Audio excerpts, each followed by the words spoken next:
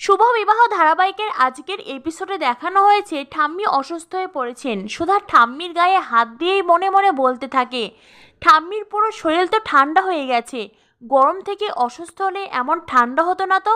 এরপরেই সুধা উঠে দাঁড়ায়, তখনই সেখানে তরিতা আসে। তরিতা সুধাকে বলে, এই মেয়ে, তোমার সাহস কি করে হয়, তুমি ঠাম্মির গায়ে হাত দাও, সরে যাও এখান থেকে।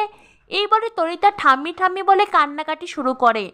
সুধা তেজকে বলে, আপনি কোনো চিন্তা করবেন না, গজাননের মন্দিরে এসে কারো কোনো ক্ষতি হবে না, উনি সব ঠিক করে দেবেন।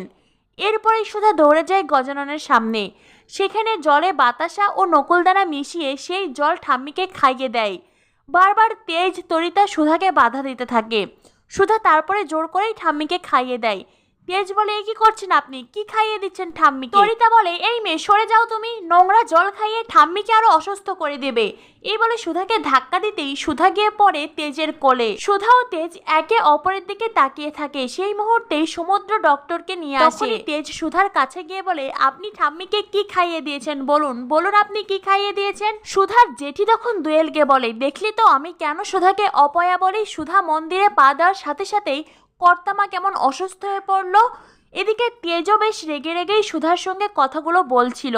তখনই ডক্টর তেজকে বলে, আপনি শান্ত হন, উনি যা করেছেন বুদ্ধিমতীর মতন কাজ করেছেন। কর্তামায়ের সুগার ফল হয়েছিল, ওনাকে সময় মতন নকুলদানা বাতাসার জল খাইয়ে বরং কর্তামায়ের প্রাণ বাঁচিয়েছেন। একথা শোনার পরে সকলের রাগ যেন ঠান্ডা হয়ে যায়। তেজ সুধাকে বলে, আমাকে ক্ষমা করবেন, আমি আপনাকে প্রথমে বুঝতে পারিনি, আপনি সঠিক ছিলেন। সুধা বলে, না না, ঠিক আছে, আমি বলেছিলাম না গজাননের মন্দিরে কারো কোনো ক্ষতি হবে না।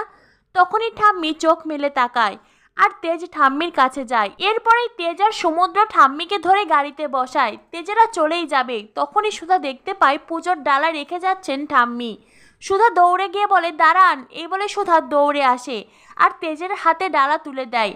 ঠাম্মি তখন সুধাকে দেখে মনে মনে ভাবতে থাকেন, আমি বুঝে গেছি গজানন, তুমি কি চাইছো, তোমার ইশারা আমি বুঝে গেছি।